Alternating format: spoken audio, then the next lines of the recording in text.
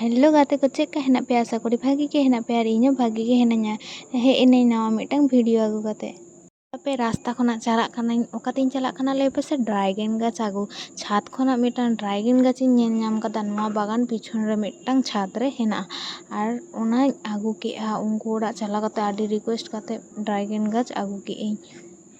Finally dragon गाछ आगु काते ओड़ाग तो सेटेरेना किन्तु उनको ओड़ाग जे चला काते जे भिडियो करावा ओना बतर ते एकदम के बई करा दाड़े गया कारण कि चेक को लिया चे बांगा आडिंग तो बई बतरना किन्तु चेक हो बाको लई के भागी भागी ते ओना ड्रैगन गाछ को एम के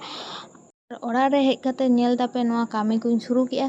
ओना तो बागान रे नेल के पे ओना गामला रे बागान रे पचा पाता और लातार रे ओना टाली रापुदी एम का जाते भूगो ते दा पास माय और नोडे बाली मेसा किया कारण नोआ दो कैक्टस जातीय गाछ काना ओना दो दा बाय कुसिया गया बेसी ओना खातिर अल्प अल्प दा एम हुआ माने 2-3 दिन पर दा एम हुआ रोहर रोहर के भागी नोआ दारे हुआ गया और नेलाबन जे नोआ गाछ चेका ताहेना से बांग ताहेना बांचा से बांग और नोआ हपन हपन दारे को साइड खना ओना दो गेद चाबा हुआ और दोमे काटा हेना और एतो शक्तो छुरी को बेका चाबा काना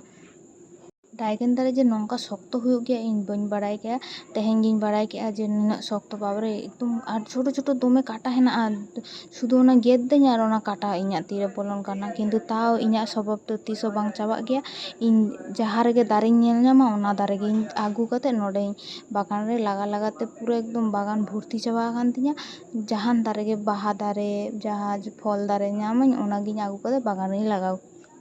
नेल दापे नोआ हपन हपन दारे को गिरी के कारण कि नोआ हपन दारे लगाव लेखान खूब भागी बांग दारे गया ओना खातिर नोआ मोटा दारे खान तो भागी दारे गया ओना खातिर मोटा दारे दोहेदा और हपन दारे को तो गिरी चाबाई और नोआ जतो कमप्लीट हुई लेखान गे नोआ दो छाद इदी हुआ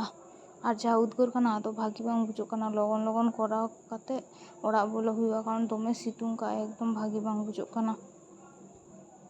तो नेल ताबन पे और इña वीडियो जदि भागी पे बुझो खान ताले लाइक कमेंट शेयर अवश्य ताबन पे और चे आदो चे बांग नेल ताबन पे वीडियो फाइनली दारे लगाव कमप्लीट इन तिña आबार हिजो इन नावा मिटang वीडियो आगु काते टाटा।